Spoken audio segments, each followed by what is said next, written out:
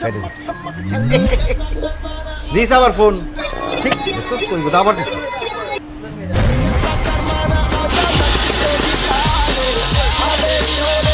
দেখতো ফোনের ভিতরে কি শিখেছে ভাই মনে হচ্ছে ফোনের মধ্যে কি ইটার পাথর ভাঙতেছে।